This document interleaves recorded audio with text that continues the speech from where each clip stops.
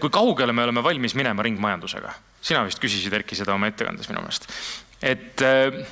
Ja see pani mind mõtlema, et tõesti, et kus maalt on nagu mõistlik, kui me mõtleme ka nende uute ärimudelite peale. Erki, võib-olla sa täpsustud ka natukene, mida sa mõtlesid selle all? Mõtlesin seda ennegi ka alustades, et kui me mõtleme kas või selle jäätmete käsitlemise peale, et see sama Jaapani näide, et 45 kategooriat on ju. Et see taga on ju tegelikult üllas idee, et saada nagu võimalikult puhas, võimalikult nagu selgelt arusaadav mingi toore järgmisse etappi on ju. Aga et kuskil on see nagu indiviidi ettevõtte ja tegelikult süsteemi võimekus seda nagu asju üleval hoida. Ja siis tegelikult tulevad need Mart Loogi näited, kes ütlevad, et ei ole vaja sorteerida, et võtame uue tehnoloogia. Ja võtame selle sama gaasfermentatsiooni näiteks ja saame siis olmejäätmetest kas siis plastikusse sisendi või saame hoopis mingites väiksemates kombinatsioonides läbi eksperimentide meditsiini mingid sisendid. Et me, ühel hetkel lihtsalt see venib nagu nii nagu mahukaks, et see ei ole, nagu, sul ei ole seda kodus võimalik teha, ettevõttel ei ole see enam mõistlik teha ja teiselt poolt see ei ole ka enam sellisel juhul nagu inimestele aru saada, miks me seda teeme. Silver, sa tõid ka selle näite, et kui palju on võimalik Agroone näite puhul üldse ringmajandust ära kasutada ja kui palju potentsiaali seal on. Aga see sama küsimus sulle, et kas sealt tuleb ka piir ette, et kuskilt maalt ei ole see enam mõttekas, et kõike me ei saa ka ringmajandada? Nagu ütlesin tegelikult, et ega seda ringmajandust ikkagi eraettevõtete puhul ikkagi on ta mõnes mõttes ka kommertsotsus, eks ole. Et üks on see, et sa teed seda ühiskonna survel, tarbijate survel, hoiakute survel, aga teine on see, et ka kommertsalustel kõik asjad peavad ikkagi nagu toimima, ära tasuma pikas perspektiivis, kui mitte tänases 5 aasta pärast, et kuskil peab see perspektiiv olema, et see ringmajandus sulle kas siis, nagu ma ütlesin, kulude mõttes, efektiivsuse mõttes või toote hinna mõttes tulevikus. Et toit nagu täna on odav, mida ilmestab ka tänane toidu äraviskamise päeva uued uuringud ja faktid, et toit võiks olla mõnevõrra kallim ja see võimaldaks ka tegelikult ringmajanduse printsiip järjest rohkem nagu rakendada. Katrin, kas tarbija on valmis sellega kaasa tulema? Vaadates järgmist hinnavõrdlust lehes, kus ikkagi rõhutakse sellele, kes on siis kõige kallim ja põhimõtteliselt tõmmatakse korralikult nöör ümber kaela. Kui sa küsid liiga palju, siis ma arvan, et tarbija pigem ei arva, et toit on kallis.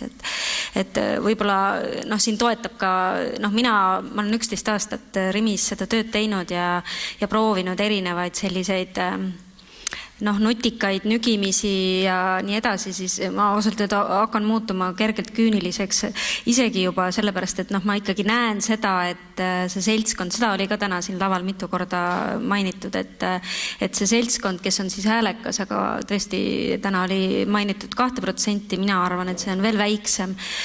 Tegelikult suurel massil on absoluutselt ükskõik. Nii et kui keegi oskaks anda kätte selle võluvõtme, kuidas suurt massi mõjutada ja suhteliselt kiire aja jooksul, et siis ma arvan, et see oleks siuke korralik äriidee, et pigem ma arvan, tarbija jaoks on kogu see kliimamuutus, ma mõtlen siukest lihtsat tarbijat, ma räägi võib-olla sellest teisest põlvkonnast, kes võib-olla saab juba hoopis teistmoodi asjadest aru, aga see täna see, kes nii-öelda poes käib ja otsuseid teeb, et enamus nendest ikkagi, et kui siin oli jutuks, et kas ta oleks nõus selle eest rohkem maksma, siis täna veel ei ole. Peeter, kuidas panganduse poolega on? Silver viitas siin ka, et üks aspekt on ka see, et kui pank just kui nagu ka nii-öelda siis ka sellist rohepööret või ringmajanduse suunda vaatamist nõuab. Et kuidas on panga poole pealt see vaade? Vaade on põhimõtteliselt selline, et kui me vaatame sellist regulatsiooni ja seda, millises suunas tegelikult finantssektorit nügitakse, siis finantssektorit nügitakse sellises suunas, et lõppkokkuvõttes oleks kapitali hind neile, kes on rohelisemad ja ringmajandavamad, oleks odavam. Ja lõppkokkuvõttes ilmselt üritatakse suruda suisa sinna, et mingisugustele sektoritele selline tavapärane finantssektor või tavapärased pangad sisuliselt üldse krediiti ei võimaldagi. Et sellises suunas ollakse seda juba siis regulatsiooni tasandil nügimas. Teine asi kindlasti on see, et kui me räägime sellisest kapitali hinnast ja räägime siis mitte sellisest finantseerimisest, mis toimub läbi panga, vaid mis toimub läbi finantsturgude, siis seal see surve on täpselt samasugune. Ehk siis sisuliselt igale poole tekitatakse üks selline analüüsikiht vahele, kus hinnatakse seda, et kas see, millesse investeeritakse või see, kuhu kapital liigub, et kui viisakalt see ennast üleval peab. Ja hetkel tundub küll, et seda nii-öelda peatada ei saa.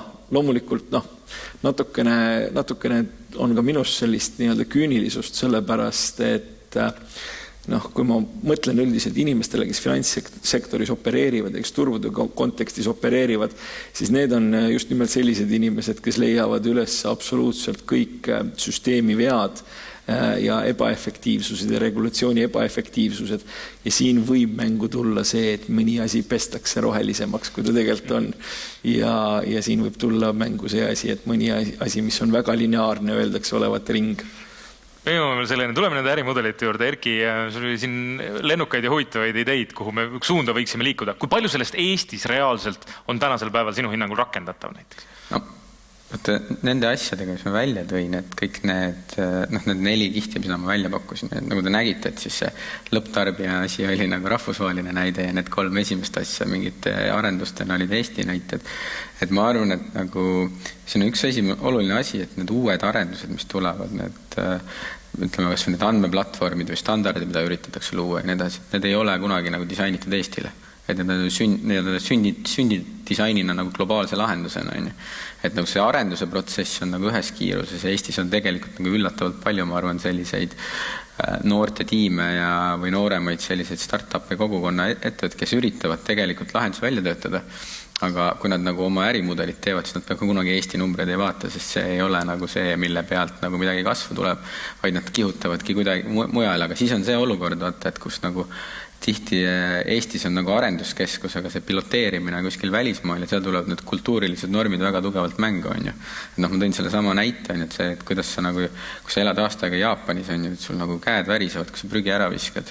Sellepärast, et ühelt poolt sul on nagu riik paneb seda trahvi, teiselt poolt on kõrval naaber, kes te panid valesti, issand jumal nagu. Ja siis on prügimees käib ringi, neil on kõigil on kaamerad, et kui nad midagi tuvastavad, teevad pildi ja sa saad kohe trahvi. See kultuur on selline ja lõpuks ma käisin nagu avastasin selle, et sa tuled päevaeg linnast prügiga koju. Sest suures linnas sul ei ole võimalik seda kuskile visata sellisena, nagu sa peab, sa pesed ja sorteerid seda kodus. Ja kui meil nagu Eesti ettevõtted, mis nagu globaalsele turule lähevad ja nad võtavad selle nagu globaalse sellise nagu jõukama tarbija kuskilt eeskujuks ja nii edasi, siis need lahendused tihti võivad ka Eesti kontekstis olla üsna ebarealistlikud. Aga ma arvan, et siin nagu eks see hästi oluline asi, mis võib-olla siit alguse juurde tagasi minna, et nagu kui me vaatame selliseid tehnoloogilisi muutusi, selliseid nagu paradigmaatilisi muutusi, et lineaarsest ringmajandusse, et sellised muutused on ikkagi sellised põlvkondade ülesed, et see ei juhtu nagu ühe põlvkonna sees, vaid tegelikult nagu generatsioonide muutusega 30, 40, 50 aastat. Kui meil nii palju ei ole kliimatõttu aega, et siis me peame võib-olla nagu mõtlema mingite muude fikside peale siin keskel. Katrin, kui palju näiteks Rimi puhul on kasutuses juba mingisuguseid uusi tehnoloogiaid või nagu te ütlesite, 11 aastat olete te seal olnud, et kui palju see on muutunud? No on ikka muutunud ja on palju muutunud ja tegelikult mis on selline suurte ettevõtete omapära on ju see, et kogu see know-how ja teadmine tuleb kas emafirmast meil siis Rootsist, üsna palju Skandinaavia on ju teada-tuntud selline juba mõtlevad oluliselt rohelisemalt kui meie, et väga palju tuleb sealt, aga viimased paar aastat on nüüd olnud küll täiesti sellised läheb väga lennukalt, et hästi palju pakutakse, hästi palju on ja mida ma leian hästi oluline, et me oleme hästi palju dialoogis, et ma ei kujuta ette, ma ei tea, kas mõni teine ettevõte ka nii palju aega võtab, et mingisuguseid noori ära kuulata, kellel on mingi sõge idee, et selles mõttes me proovime olla avatud, et ära kuulata ja anda seda oma sisendit, mis ma leian, et on ju hästi oluline, et selle sama Accelerate Estonia raameski olen ma nii-öelda nõu andnud, ära kuulanud ja proovinud olla hästi aus ja avatud ka, kui ongi sõge ja kui on ikkagi igas asjas võib olla potentsiaali ja on tulnud ka sealt, nii et näiteks selle aasta kevadel osalesime ühel rahvusvahelisel sellisel kiirendil kust me saime ühe reaalse sellise retseptilahenduse, robotretseptilahenduse, millegi võib täna leida iga klient Rimi lehelt, et tühjenda oma külmik, et kus robot pakub sulle sinu pakutava külmkapis ülejääva toote pealt mingisuguseid põnevaid retsepte, et noh, sellise näiteks saime sealt, et see on küll võib-olla väga väike näide, aga on teisigi, kas või ka see, et kuhu me paneme oma kauplustest ülejäänud tehnika, mööbli, selles osas teeme juba täna ühe sellise iduettevõttega koostööd, et selliseid selles mõttes on see olukord erinev, et varem me võib-olla proovisime ise neid lahendusi leida või arvasime, et me oleme ise kõige paremad või kõige, ja sageli tegelikult olemegi. Aga see pilt, kui sa nagu kuulad ära ja vaatad ja võtad need nii-öelda need samad uued huvitavad noored, mitte ainult Eestist ka mõistagi, et kuulad nad ära, siis sealt tuleb tegelikult väga ägedaid mõtteid ka. Silver, kui valutu oli Agroones üleminek sellisele uuele süsteemile? No eks me tegelikult kogu rohepöörde asjus oleme ikkagi päris veel stardiruusustikus, aga eks ta selles mõttes on keeruline, et kui inimestele see enda maakonnas, kogukonnas ja oma nahale ja oma lastele korda ei lähe, et siis on väga raske nagu seda ka viia sinna. Aga tänu sellele, et ikkagi taustsüsteem täna Eesti kommunikatsioonis, samamoodi Euroopa roheleppe, et kuna sellest rohepöördest, eriti kliimateemadest on nii palju avalikult juttu olnud, siis vaikselt juba saadakse aru, et see vist on teema, millest ei pääse. ja inimesed järjest rohkem küsivad küsimusi, tunnevad ise huvi, ja tegelikult see on pikk protsess, see ei ole 1-2 aasta protsess. Et see on nagu pidev veenmine, pidev argument, pidev info, ja mida relevantsemad see argumendid on ja pole lihtsalt nii-öelda õhust võetud, et näiteks ka näide, et miks me süsiniku kaardistamise ette võtsime, et saada aru, et kus põllumajandus siis süsiniku emissioon päris nagu pulkade tasemel tuleb, et see ongi see, et üks asi on see, et sa võtad kellegi teise uuringu või info teadlastelt, teine on see, et sa oma ettevõtte najal ütled, et sinu farm, sul on täpselt nii palju tonne süsinikku tuleb sinu farmist, eks ole, ja see koosneb täpselt sellest ja siis loomakasutuse juhid hakkavad küsima meie käest, et küsimus, mida pole kunagi olnud, et kas siis kilogrammid piima lehma kohta enam ei olegi kõige tähtsam KPI, et järgmine aasta on mul süsinik. Ja, sul on nüüd süsinik. et sellised vestlused on õhus, mis näitab iseenesest, et me ei ole täna veel sellega kaugele nagu jõudnud, eks ole. Aga kui sellised küsimused on juba õhus, et inimene, kes on aastaid teinud ühtemoodi, hakkab küsima teistsuguseid küsimusi, siis see näitab, et protsess vaikselt kuskilt tuleb. Peeter, kui ma õigesti aru sain, nagu sa ütlesid, et finantsturgudel on ka teatav surve selle rohe poole ja ringmajanduse poole, et kui valmis oled sa näiteks investeerima ja rahastama selliseid ideid, mida siin Erki välja tõi. See on nagu selles mõttes nagu suund, kuhu praegu ka pangandus üldse investorid vaatavad? See on suund, kuhu investorid vaatavad ja ütleme, et arvestades sellega, et mina tegelen konkreetselt mingisuguse kliendigrupi konkreetsetel riskitasemetel raha juhtimisega, siis see surve tuleb tegelikult ühest küljest regulatsioonist ja teisest küljest ka nii-öelda turult või siis organisatsiooni seest. Ehk siis minule tekib mitte eriti kaua aja pärast selge siis nii-öelda analüüsikiht jälle vahele, kus siis arvestatakse just nimelt kõiki neid faktoreid, millest me siin räägime. Ja tõepoolest mõningad investeeringud, mis praegu portfellides on, võivad sellesse filtrisse kinni jääda. Mis puudutab, ütleme, sellist päris väga varajase faasi rahastamist, siis ütleme, et selleks peavad olema valmis riskikapitalistid ja äriinglid. Et mina tulen mängu alles siis, kui see on midagi sellist, mis on juba turul antud juhul mõtlen börsi ja juba siis nii-öelda toimiv. No tuleme selle rohepesu juurde ka, mida Peeter tegelikult siin alguses juba mainis. Erki, kui suur oht on tegelikult tänasel päeval juba, kui meil räägitakse järjest rohkem ringmajandusest, roheteemast, rohepöördest, nendest pöörastest ideedest, kohati pöörastest, mis võib olla homme juba reaalsus, eks ole. Kui suur oht seal rohepesuks on? Lihtsalt ühe näite toon, et 30. august või midagi Hollandis pressinõukogu teatas, et Shell ei tohi enam sõita ringi oma kütuseautodega, mille taga on, et mina olen süsinikuneutraalne, kas ka sina. Nende nagu äridiil oli selles, et sa saad osta, kui sa ostad Shelli tanklatest kütust ja maksad 1 sendi peale, siis nad istutad puid. ja noored aktivistid järjekordselt on ju need, kes jälgivad Twitteris Greta Thunbergi ja teavad oma BPM-i ja muid asju, on ju. Sünniaasta BPM-i, on ju. Et need läksid kohtusse, ütlesid, et teaduslikult on tõestatud, et lihtsalt maast CO2 väljavõtmine ja siis sinna puude istutamine vastuost, et see ei ole tasakaalustav. Ja tegelikult pressinõukogu ja kohus ütlesid Shellile, et nagu promotasin rohepesu ja palun lõpetage ära, on ju. Et mis tegelikult juhtub, on see, et tendentsi on seda ja tihti see juhtub ka nagu teadmatusest, on ju. Et teine teema, ma ei tea, see võib-olla natuke teise ringi läheb, aga ma olen nüüd viimast 2 päeva jälginud, on ju, et Eesti räägib nagu tohutult sellest, et me hakkame vesinikku nagu investeerima, on ju. Ja siis ma loen nagu rahvusvahelist teaduskirjandust ja debatti ja seal on nagu väga selgelt öeldud, et kui sul ei ole rohelist energiat ja sa paned gaasi sinna, siis see ei ole nagu roheline, sellepärast et gaasist vesiniku tegemine kulutab nagu energiat juba, on ju. Et sa saad nagu selle ühiku gaasist saad ainult 85% kätte, on ju. Et aga me räägime sellest, on ju, ja mis tegelik on nagu mure on võib-olla natuke on see, et need tehnoloogiad, need lahendused, need on nagu nii komplekssed, et inimesed võib-olla isegi tahtmatult vahetevahel nagu jõuavad sellesse, et nad toetavad mingid projekte, mingid ideid faasis veel, kus tegelikult nagu kõik tükid ei ole koos. Ja siis nende mõju ei pruugi olla selline, mida tahetakse. Et kindlasti seda, et see võib olla nii tahtlik kui ka nagu kogemata või nagu heast usust tulnud. Aga see eeldabki tegelikult sellist nagu avatud nagu analüüsi ja debatti sellele, et ma saan aru, et Agrone tegi oma selle, et need sammud hästi palju nagu rohetiigri raames on ju, et nagu avalikult võtsite nagu ühiselt ette selle, et vaadata oma jalajälge protsessid üle, et ma arvan, kõik peavad avastama, et ma arvan, et meil Tehnikaülikool näiteks eile või üleeile meil rektor ütles, et mente, maanu ja roheliselt on ju. Ma ei ole kindel, et me täna oleme oma jalajälge üle vaadanud, et 2 aastat tagasi meil oli Tehnikaülikooli või Tallinna linna kõige suurem parkla ja tudengid ikka ära ei mahtunud ja parkisid kuskile kuhu iganes juhalda. Et me ise... 2030 vist on ambitsioon talt tekil kliimaneutraalsus? 35 või 30, aga me ei tea täpselt, mis see tähendab, me ei tea, mis koobis see on. Et seal on hästi oluline see, et mis sildi sa omale neutraalsusele paned, et kas see on su lihtsalt su energiatarbimine või on see tegelikult su toode on ju ja see, mida sa tarbijana viid.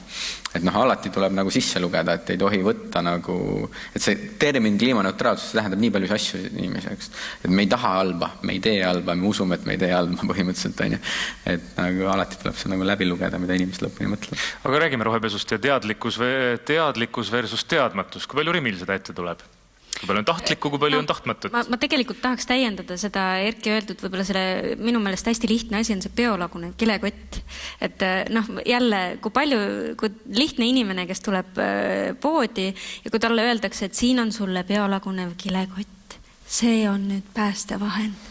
Siis ta ju heldib ja ta ostab selle biolaguneva kilekoti teadmata, et tööstuslikult pole sellega ju Eestis suurt midagi teha, vist nüüd juba vaikselt midagi on, aga kas teda niimoodi kogutakse ja kui palju neid siis kodukompostijaid on, et ehk siis ma olen siin kuulnud, et seda on ka nimetatud just kui nagu meie aja suurimaks rohepesuks, aga ma arvan, et täna on siiamaani ma saan neid küsimusi, et miks te ei müü siis seda biolagunevat kilekotti, et me tahame ju seda biolagunevat, et meie võtsime kohe selle suuna, et kui me üldse midagi promome, siis me promome seda korduvkasutamist, mis on ju, et ikkagi seda võimalust, et sa saad ühte asja anda talle pikema elu aga ma ei ütle, et potentsiaal on ju meeletu muidugi, et iseenesest miks me peaks üldse siis kilekotti müüma, aga samas jälle, ka seda kilekotti võib ju kasutada mitu korda, et iseasi on, kui palju seda tehakse, et potentsiaal on meeletu, aga nagu ma ütlesin, et kui oleks mingisugune süke imeline oskus, kuidas seda massi nügida, et me näiteks selle õhukese kilekoti puhul panime sellele asjale tootele 5 senti otsa, enne oli tasuta ja mõju oli väga võimas. 2 miljonist kilekotist 6 sai 500 000, nii et nii suur on siis 5 sendi mõju. Samas Erki tõi siin selle näite, et rohepesu puhul, et noored on hästi teadlikud. Kui palju teie Rimil reaalselt, Rimi süüdistatakse rohepesus näiteks? See tuleb ette neid juhtuda? Kindlasti võib juhtuda ja on siin ka erinevates vestlustes ka seda tiitlit külge pandud, aga ma isegi, ma ei tea, võib-olla ma ei ole väga populaarne, kui ma seda nüüd niimoodi ütlen siin, et minu meelest on see isegi nagu okei, kui keegi teeb vähemalt nagu mingisuguse alge, mis näeb välja nagu rohepesu, see tähendab seda, et ta mõtleb sellele, et las ta siis alustab rohepesuga, et ta üsna kiiresti saab teada, et see ei ole way to go ja võib-olla ta sealt edasi hakkab tegema nagu ka reaalseid samme, et selles mõttes ma oleks täna natuke paindlikum, et me tuleme ikkagi mingisugusest ajast, kust me tuleme, et me ei saa ennast võrrelda, mida üsna sageli tehakse sadu aastaid sellist tervislikku kapitalismi viljelenud Skandinaavia maadega või Lääne-Euroopaga, et me peame arvestama selle kultuuriruumiga, kust me tuleme ja me peame, et me ju näeme neid ka poliitikas samu etappe, mis kõik teised riigid on ka juba kuidagi üle elanud, et ma arvan, et tarbimises on ta täpselt samamoodi, et lihtsalt tuleb nagu aega anda, mis ei tähenda seda, et ei tuleks teha teavitustööd, ei tuleks nügida, ei tuleks teha kas või neid väikseid 5-sendiseid otsuseid, et selles mõttes need peavad kõik ka tulema. Nüüd küsimus ongi, et kui palju meil aega on, eks ole, et kas need sammud peaksid olema rohkem kui 5 senti, kas et selles mõttes, see on nüüd see populaarsuse otsus, et kes julgeb neid teha ja kes mitte. Mõnes mõttes, et kuidas nügida, et kui aega oleks, siis kõige lihtsam on teha nagu Eestis ringmajandavad lasteaiad. Et lasteaiad ehitada üles sellisena, et nad on ehitatud sellisena ja kogu protsess on seal sellisena, et lapsed õpivad seal. Et üldjuhul mul läks laps lasteaeda see aasta, et 1,5 aastat üritatud asju teha, 2 päeva pärast tuleb ja oskab, sest grupis õpitakse, on ju. Ja siis 3. päeva tuleb õpetab sind juba, on ju. Et see põlvkondade asja kiirendamine, et me saame ise aru, et me ise ei suuda võib-olla piisavalt kiiresti asju nagu ümber mõelda. Aga et kui me nagu loome selliseid nagu kiire õppimise nagu võimalusi, on ju, ja teeme seda ära, et mitte miski ei takista meil ju öelda, et täna mul oli lasteaiast tuli kiri, et palun kuhugi kokku kõik plastpudelite korgid, et hakkame tegema mänguasju. Mul on nüüd nagu kodus surve, et ma pean hakkama plastpudelit sassi ostma, sest muidu mul lapsel ei ole sügisel nagu korke. Vanasti koguti, nagu vaatan Twitteris, et mõnes kohas kogutakse veel on ju neid tammetõrusid asju, mina pean hakkama nagu tänaval korke koguma, et lapsel oleks nagu hea lasteaias. Ja kusjuures see on üks aspekt, mis ma mõtlesin, et meil tegelikult on puudu siit Haridus- ja Teadusministeeriumi mõni inimene, kellega peaks võib-olla tõesti kuskilt maast madalast koolidest alustama. Tagasi rohepesu juurde, Silver, kui palju Agrone on kokku puutunud selle terminiga rohepesu? No siiamaani väga palju ei ole, aga kui ma nagu üldiselt sellest rohepesust räägiks, ma võib-olla tooks 2 remarki siin mängu, et kui ma vaatan nüüd rohepesu juhtumisi, mis avalikkusse jõuavad ja neid süüdistusi, siis tegelikult tihti on ju väga lihtne lugu, et rohepesu tihti tuleb see, et võetakse ühe toote puhul või teenuse puhul lihtsalt üks fragment tõmmatakse kontekstist välja, öeldakse, et see on roheline. Aga kui me vaatame nagu toote nagu eluiga hällist hauani, siis ta nagu päris roheline ei ole või ta on vähem roheline. Et tihti on see, et võetakse mingi üks fragment teenusest või tootest ja öeldakse, et see on roheline. Tuntud näide elektriautod, eks ole. Teine remark selles asjas, ma ütleks seda ka, et ega see rohepesu faktid, mis välja tulevad ja need juhtumid, ega nad üdini halvad ei ole. See on nagu leiutajate maailm. Et sa katsetad midagi, kui sa ei katsetaks, sa lõpuks ei jõuakski toimiva mudelini. Et võib-olla ainult see, et kui need rohepesu juhtumid on tehtud nagu tahtlikult, et siis on nagu võib-olla natuke asi kuri, aga kui keegi teeb teadmatusest või vähesest haritusest või nii-öelda teadmatusest teeb rohepesu nii-öelda näite ja eksib ja saab selle tõttu ühiskondlikult nii-öelda karistada, eks ole. Natuke pahasti on eraisiku või selle konkreetse intsidendi ja ettevõtte inimese suhtes, aga teiselt poolt jällegi valdkonda ja teemat viib edasi. Ega siis selles mõttes on see ikkagi mitte üdini halb. Peeter, meil käis vist korra jutust ka läbi, et sina kui riskide analüüsija, et aeg-ajalt jääb sinna filtrisse midagi kinni, sellepärast, et selle on rohepesu mekkmann. Et kui palju sul tuleb seda ette? No ikka aeg-ajalt tuleb ja ma ütleksin, et võib-olla kui nüüd võtta 2 aastat edasi mõelda investeerimistegevusele, siis ma ütleksin, et erakordselt tõenäoline on see, et hakkab juhtuma midagi sellist, millele siin ka natukene nii-öelda vihjati.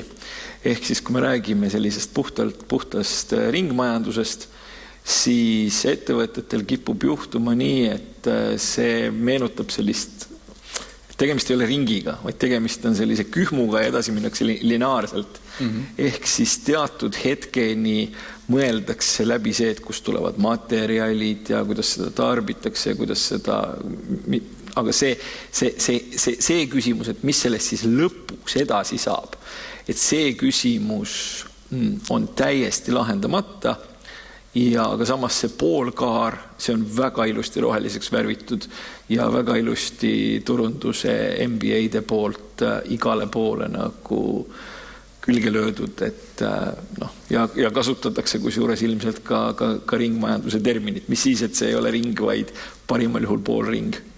Tahab keegi kommenteerida seda, Peetri öeldud, kuidas sellega on? Olete te nõus, ei ole? On meil poolkaar või meil tuleb ikka ring täis, ei tule? Täna ta on tihti poolkaar. Täna on enamasti poolkaar, ma arvan, jah. Aga mille taha see jääb? Üks ettevõte ise joonista ringi täis, et talle peab keegi teiselt vastu tulema.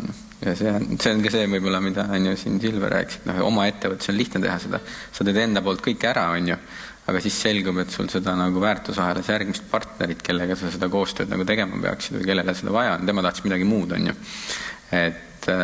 Et sina teed enda ettevõttes, ma ei tea, ütleme, kogud mingisuguse materjali kokku, mis sulle tundub, et on 97% fine, ja mass on olemas, et ei ole 1% seda ja 99% muud, aga ostjal oli vaja 99% puhast materjali, et sa ei tea lõpuni, mida sult tahetakse, et see ei ole lihtsalt kogumine äraandmine, et see on tegelikult ju kellegi teise ärimudeli mõistmine ja sinna sisendi viimine. Et see on, ma arvan, oled see väljakutse, ja seal on üks on tehnoloogilised küsimused, teine on turunduslikud küsimused või sellised brändi küsimused, et ma ostsin üks päev särgi Telliskivist, et saaksin mõtlema, et see oli see 2700 liitrit vett on kokku hoitud, et kolmandik on mingisugune taaskasutatud tekstiil, kolmandik on uus tekstiil ja nii edasi, et sa mõtled, et aga sa tead, mis see kolmandik oli, kust ta tuli ja nii edasi, et sa pead hakkama seda ettevõtet usaldama, seda standardit usaldama, ja teatud asjad on fine, et endale ma ostan taaskasutatud riideid, aga siis hakkad mõtlema neist lapse peale, et inimesed kardavad isegi pesuvõlbrit lapse lähedusse viia, sest sa ei tea lõpuni, mis seal sees on, rääkimata siis talle riideid selga panekuks terveks päevaks. Et kuskil tuleb lihtsalt see vastu, et sa ei joonista ise ringi lõpuni, et keegi peab sult üle võtma ja seda ringi edasi tegema.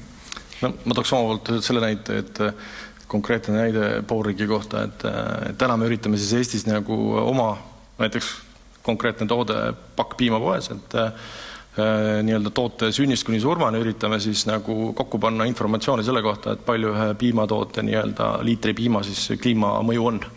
Et enda poole oleme kokku saanud, Agroones on see kuskil liiter piima on 0,98 kilogrammi süsinikku, ehk et põhimõtteliselt liitris pakkis piima on kilos piimas on ka kilo süsinikku, on meie osa. Oleme teinud Terega koostööd, nügin aktsiates Tere on enda osa ka ära kaardistanud, sealt tuleb 200 grammi juurde, nügime Coopi, Coop ka kaardistatud täna, aga Coop on kuidagi aeglane selles osas veel, et Coopi osa meil ei ole koos ja lõpuks, mis saab peale piima tarbimist pakendiga, seda me veel ka ei tea, aga mingil hetkel me saame selle info kokku, täna ta on poolkaar, mingil hetkel saame kokku, paneme paki peale, et piima liitri süsiniku jalajälg on, ma ei tea, 1,5 kilo või kilo piima kohta, et mis siis tarbija ütleb, eriti nooremad, eks ole. Teised vaatavad, teisel ei ole, järelikult teisel on 0, sul on 1, sa tegid arvutasid ära. Jälle paha. See ongi see, et tegelikult on, et siis ongi see, et kui sa ise oled esimene teadlik, et siis sellest ei piisa, et sa ära kaardistad, et sa pead rääkima selle suure loo sinna ümber, et ja nii edasi, et see on keeruline.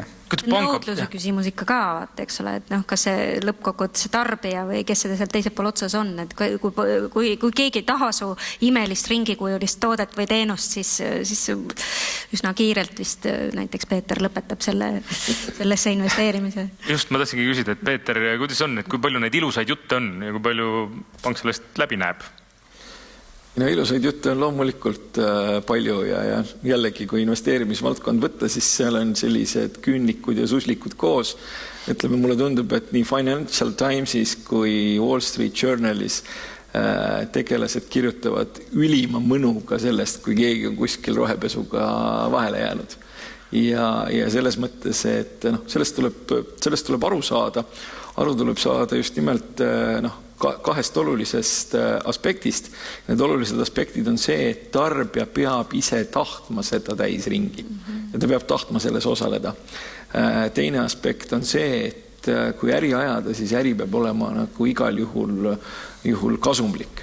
Et kui nendes kahes aspektis on mingisugune selline selge puudujääk, siis see asi ei toimi. Mis puudutab aga seda poolringi veel, siis selle poolringiga ma ütleksin niimoodi, et meil teatavasti, ma ei saa seda mainimata jätta, on käimas selline fantastiline ajalooline eksperiment nagu ajaloo kõige massiivsem rahatrükk. Ja ajaloo kõige massiivsem rahatrükk selgelt ajab üles toormete hindu ja selles mõttes, et see tegelikult tekitab motivatsiooni seda poolringi vähemalt 3/4 peale ajada, sellepärast, et kõik materjal, mis on vähegi väärtuslik, mis on võimalik kuskilt välja pigistada, lähemate aastate jooksul muutub piisavalt nii-öelda mõttekaks see sealt igalt poolt välja pigistada. Et lihtsad näited, et kui kulla hind on 400, siis vanad arvutid ei huvita kedagi. Kui kulla hind on $1800 unts, siis huvitab see igasuguseid tegelasi.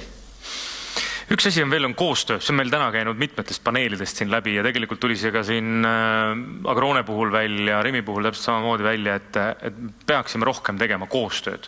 Nagu Silver ütleb, et meil majas siseselt me saame väga hästi hakkama, aga kui on vaja väljaspoole minna ja hakata juba kellegi koostööd tegema, et siis tulevad tõrked ette. Kuidas teha rohkem ja paremini koostööd nendes uutes ärimudelite tingimustes, nii et me jõuaksime nende maailma muutuvate lahendusteni? Me võime alustada Erkist kohas. Viimast on 2 kõige hullemat sõna, koostöö ja koordinatsioon. Et kui nendest rääkida, et need on sinna alla võib kõike panna, on ju. Et seda võime öelda, et peame koostööd tegema, aga et ma arvan, et Eesti kontekstis, et kui ettevõtted võtavad, sul võib olla 2 pilti, on ju, et üks on kogukonna vaade, et sa oled kohalik toimetaja, väiksed mahud ja annad oma piirkonda tagasi, et siis on sul siuke koostöö, mis põhineb on ju sellisel kogukondlikel väärtustel, on ju. Aga teine pool on selgelt see, et kui sa tahad globaalses pildis kuskile jõuda ja midagi teha, et ma saan aru, et meil siin majandusminister korraldab üritust Thinking in Billions, on ju, et kutsuvad kokku, et kuidas Eestis edaspidi, kui me räägime majandusse investeerimisest, ei me räägi miljonitest, vaid räägime miljarditest, on ju, et siis sa pead minema välisturgudele ja ühtepidi või teistpidi, mis sa võtad, et me oleme nii pisikesed, et seal see sunnib sind koostööle tegema, et ma arvan just see ambitsioon vaadata väljaspoole viib sind selleni, et sa pead tegema seda koostööd, et ma arvan, et kui sa ütled, et teeme koostööd, siis tullakse kokku ja lobisetakse nii kui tahetakse, et mingi ora peab seda tegema ja seal on 2 ora, et üks on siuke kogukondlikkus või teine on siis globaalne ambitsioon, et jah. Katri? Ja, ma võib-olla tahaks isegi öelda nõnda, et vähemalt mulle hakkab tunduma, et varsti ei ole võimalik teistmoodi. Et see on ainuvõimalik selles mõttes, et kui, ma võtan jälle enda nii-öelda äri näitelt, et kui sul ikkagi maja taga prügikastides on dumpster diving, siis see on ka kogukond, kes reeglina mingi teatud grupp inimesi ja nad on väga häälekad ja nad näitavad, mis nad sealt leiavad. Ehk siis mul endal lihtsalt hästi värske kogemus, et meil on Võru maakonnast nendega selline üks koostööprojekt käimas, mille raames käis näiteks Toidupank, kohalik kogukond käisid Rimi kaupluses koos puu- ja köögivilju sorteerimas, et neid rohkem annetada. Ehk siis see on siuke üks väike näide ja mis tegelikult üks suur ettevõte ei peaks seda tegema justkui.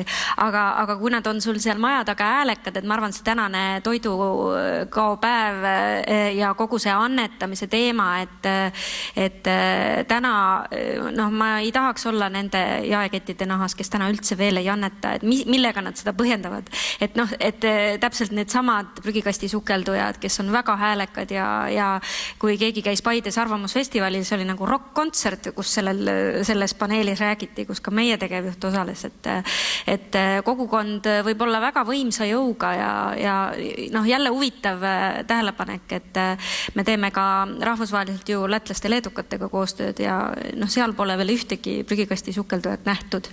Ja jällegi Saksamaalt kuulsin reedel TalTechi tudengitele käisin rääkimas, et Saksamaal on ta seadusega keelatud, et vaat siis, et kus me oleme täna, eks ole. Et huvitavas kohas seal kuskil vahepeal, et jah, et ma arvan, et ühel või teisel päeval pole lihtsalt kellelgi enam pääsu, nad peavad selle toru võtma ja kuidagi vastutama hakkama. Silver, kuidas on koostööga? Ma ei tea, mul on koostöövaade suht pragmaatiline selles mõttes, et ega koostöö saab ju tulla siis, kui selleks on pragmaatiline vajadus, et kui me teeme lihtsalt koostööd, saame kokku ja räägime, see on üks tore vestlus ja jutuklubi ja parimal juhul omandasime teadmisi. Et mina ikkagi ütlen, et see koostöö näiteks konkreetselt toidusektoris tuleb ikkagi tarbijalt ja toidu kasutajalt nii-öelda. Et kui tarbija ikkagi hakkab jalgadega hääletama, mis sunnib kaubandus, tööstus, toorpiimatootjad tegema koostööd, kas või näiteks kliimamõjude asjus, siis see koostööga tuleb. Aga enne seda me kindlasti teeme ägedaid brainstorminguid veel mitu tükki ja vahetame mõtteid ja vaatame, kes kui kaugel oma küpsusfaasis on. Kuidas on, Peeter, siis panga poole pealt see vaade? Keeruline öelda, mis sellises kontekstis üldse see nagu koostöö olla saaks, ütlen ausalt. Loomulikult koostöö selles mõttes, et kui näiteks on mingisugune krediidiprojekt ja siis vaadatakse, et kuivõrd tublilt see ettevõte siis teatud nõudeid jällegi täidab, et siis sellest sõltub tema kapitali hind, aga selline koostöö, ma ei oska finantssektorit selle sõna raamidesse väga hästi panna. Ütleme siis nii, et kui palju ise võib-olla pangasiseselt ringmajandusega pank tegeleb? Ütleme niimoodi, et üha rohkem, sest nagu ma ütlesin, et surve on esiteks regulatiivne ja teiseks surve on ka sellise uuema põlvkonna kliendi poolt suhteliselt suur, et küsimusi esitatakse ikkagi päris selgelt juba, et kuulge, et millesse te nagu raha olete pannud ja miks te olete sinna pannud ja kas te kavatsete sinna veel panna ja kui te sinna veel panete, miks te panete ja kas te aasta pärast ka panete. Et sellised küsimused on tänasel päeval juba täiesti tavalised. Ehk siis te ei ole ka puutumata sellest valdkonda? Ei, absoluutselt mitte, et kui ikkagi juba nagu erinevates filiaalides ja lokatsioonides ja erinevates institutsioonides ka meil on nii-öelda tööl inimene, kes saab spetsiaalselt palka selle eest, et olla nii-öelda jätkusuutlikkuse ohvitser, kui nüüd nalja visata, siis ei saa öelda tõesti, et oleks puutumata jäänud. Meil on umbes natuke vähem kui 10 minutit aega. Me jõuame äkki mõned küsimused isegi vastu võtta. Kas on kellelgi küsimusi seoses nende uute ärimudelitega ja rohepesu ja sellel teemal? Võib julgelt käe püsti tõsta? Ei ole? No aga siis on. Kolleegikas, ma küsiksin veidikene nii Eesti kui Euroopa Liidu poolse rohepöörde eesmärkide elluviimise kohta, selleks on vaja teatavasti energiat. Kuidas on selle välismõju ülekandmise probleemi kavas lahendada, kuidas teile paistab? Sellepärast, et me nagu kannaksime ju kolmandatesse riikidesse üle selle välismõju. Kes soovib vastata?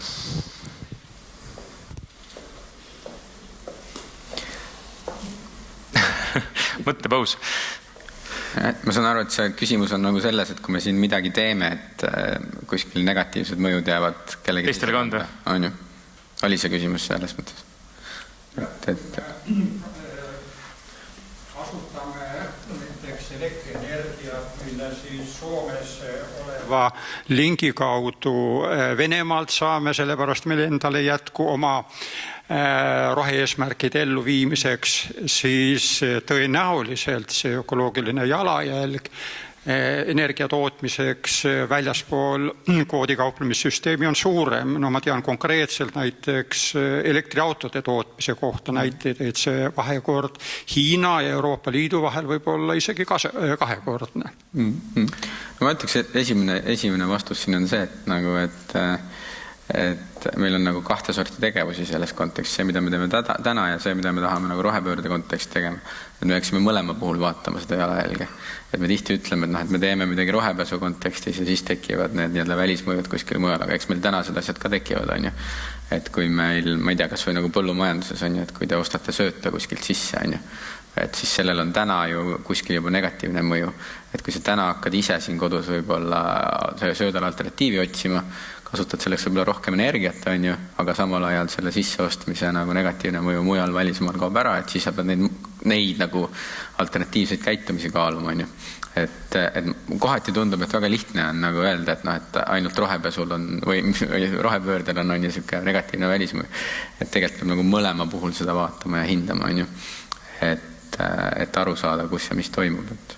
See on sama nende ärimudelite puhul ka, et ühesõnaga, et me küll ühest küljest jah, et ühest küljest tundub, et see võiks meile olla kuidagi nii kliimakontekstis kui ka üldse looduse kontekstis kasulik. Teisest küljest jah, et alati jääb see küsimus, et kas keegi teine selle pärast kannatab.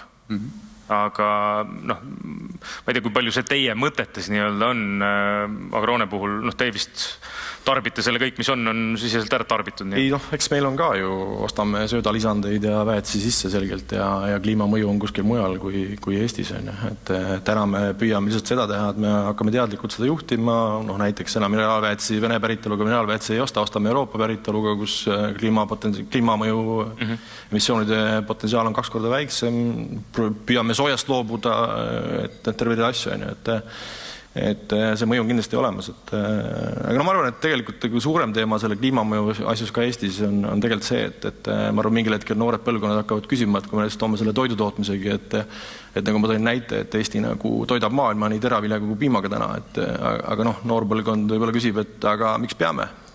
Et järsku ei peaks.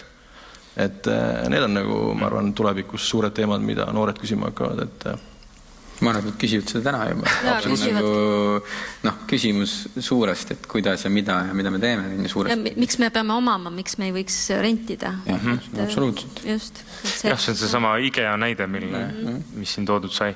Mille puhul mul koheselt tekkis, ma ei tea, kas on tekkinud on juba mingisugune selline negatiivne foon või mingi skepsis või küünilisus on ka sõna, mis meil siit läbi käinud. Äkki see on rahepesu, et milleks, kellele see kasulik on, et noh, kas me selles mõttes oleme äkki natukene ka vindi üle keeranud sellega, et see on hästi tunnetuslik, lihtsalt subjektiivne, et me nagu muutume juba liiga kahtlustavaks absoluutselt kõige suhtes, mis puudutab rohelist, rohepööret, keskkonnasäästu. Ma arvan, see on ka faas, et nagu ma siin enne rääkisin, et mingid faasid on ju mujal maailmas on neid nähtud ja praegu me oleme lihtsalt Eestis sellises faasis, et mingid teatud, ma olen proovinud 11 aastat kõrge müüri tagant hüpata ja rääkida, et tarbige paremini, tarbige kestlikumalt ja üsna nagu siukse pika pilguga vaadati.